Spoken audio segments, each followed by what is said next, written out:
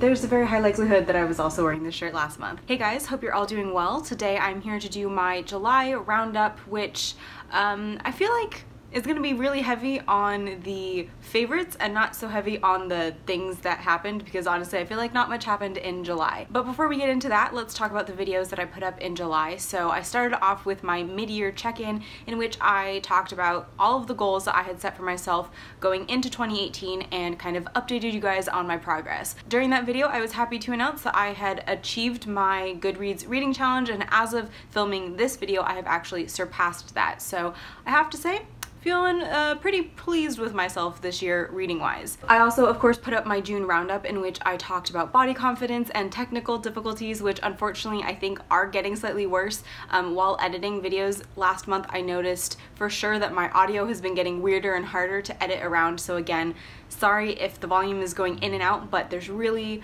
not a whole lot I can do about it at this time. I also put up a video on my 5-star TBR pile predictions or something like that, and I have a slight update on that one because I have started reading at least one of the books off that pile. I've been listening to the audiobook of The World as It Is by Ben Rhodes, and I hate to admit that I don't think it's going to be a 5-star read. I think it's going to be more of a 3-star once I have finished it, which is a shame, but you know, I think I just kind of overhyped myself for that one. So that's kind of the update on the 5-star TBR predictions, but we will see how the rest of those go as I get further into that list. And then the last video that I put up in July was my booktubeathon TBR, which unfortunately did not go so well, but you probably know that if you watched my last video, my kind of currently reads check-in thing. I just did not do a whole lot of reading during booktubeathon, and I think that's probably a pretty good way to segue into my kind of mini life update for July,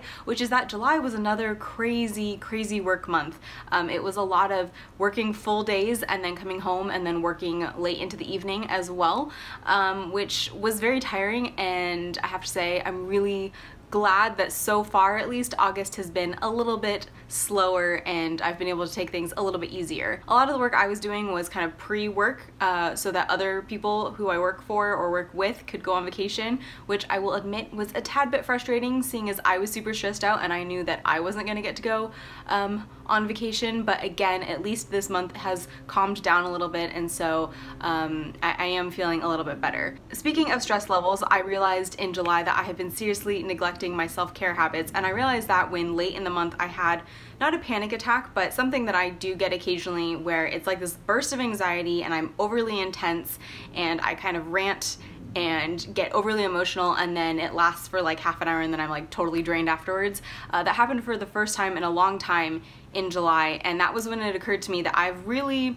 fallen off the bandwagon when it came to like mental health and like self-care. For example, I had been meditating almost every single day up through the end of April-ish, early May, and then May was crazy and I just kind of fell off the bandwagon and never got back onto it. So that's definitely something I want to try and reincorporate into my daily routines, just because I think it's a really good way to make myself sit down and like take a breath and just kind of, you know, recenter myself. And I don't think I realized how much not doing it was affecting me until I had that like kind of anxiety episode. And that's kind of all the life updating I have for you guys at this moment, but I do have quite a few favorites that I wanted to talk you through, so I think I'm gonna go ahead and start off with my TV favorite for July. One thing I tend to do when I am stressed or feeling overworked or really brain dead at the end of the day is get back into a favorite cop procedural show, and last month I got really back into NCIS Los Angeles. NCIS Los Angeles is a show I have been watching on and off for years now, and that I've always really enjoyed,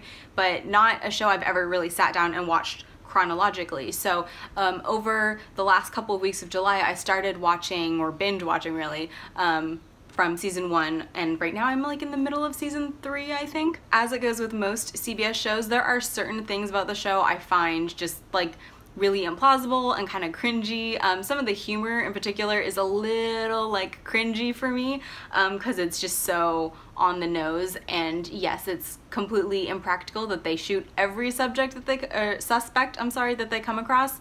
Seriously though, if they didn't and they actually got intel from a living suspect, the episodes might be too short, so I guess that's probably why they do it. At the same time though, I'm getting a way better sense for character development and for relationship development than I was as a casual, kind of once in a while type viewer. So is this the best or most cerebral show ever? No, but if you, like me, find when you are stressed out that you really like the formula of there's a crime or bad guy, we're doing the research and the solving, and then we have solved and caught the bad guy.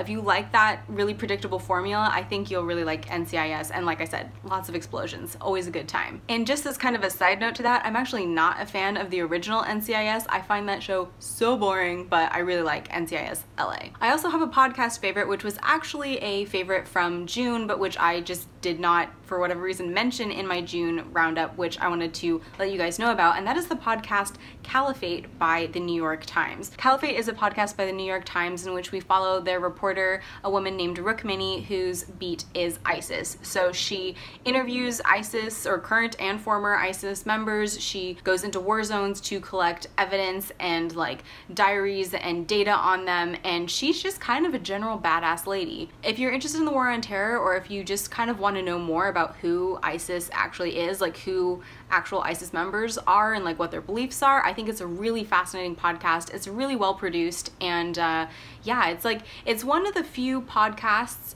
since Serial that I just could not stop listening to. I also have a music favorite for you guys, and if you follow me on Instagram, you know that July was my K-pop month. Like, I went kind of nuts. I was all about BTS. Ashley B. Choi here on YouTube, who was a former member of, or no, she's still a member of, I don't remember the girl group, but she had a couple of songs come out last month that were really good. But my kind of K-pop music favorite for the month of July was the album The Great Seungri by Seungri from Big Bang. Now I'm totally pronouncing this wrong, but Seungri is my favorite Big Bang member. He is, I guess, my Big Bang bias, if you want to put it that way. I don't know, I just really like his voice. I think he's got a really like kind of like smooth, creamy voice, which sounds weird to say out loud, but that's what I think about his voice. Anyways, he came out with his first full solo album. He has come out with a EP previously, which I think had like 5 songs maybe, but this one has at least 12 songs, and each one is quite distinct. I pretty much had the whole album on repeat throughout July, but I have written down 4 songs here, which are kind of my particular favorites. First of all, we have Where Are You From? Really like that one. Love Is You, Sweet Lie, and then Good Luck to You. I think those 4 songs in particular are just so good. And then per usual, I have like one really random favorite and no way to segue into that, and that is deodorant. What does my life come to? I'm talking about deodorant on the internet. Here in Southern California, we always have pretty warm summers, but this summer in particular has been really bad. The last 2 weeks, for example, it's been in the high 90s, which is rare for where I live. I live relatively close to the beach, and so generally it's a little bit cooler here, but this year it's just been absolutely brain-meltingly hot. And because even when it's not a million degrees out, I tend to be a relatively sweaty person, which I realize is probably TMI, I have a couple of deodorant favorites that I wanted to share with you guys today because these things have been my summer lifeline. And I specifically wanted to mention these because they're both natural deodorants. And I know a lot of people feel like natural deodorant is great for the winter when maybe you're not quite so sweaty, but I'm here to report that I have 2 that work really well when you are dripping with sweat in the summer. The first deodorant I wanted to mention to you guys is the Schmidt's Sensitive Skin Formula, and sorry it's getting all glary, but this is the fragrance-free version, simply because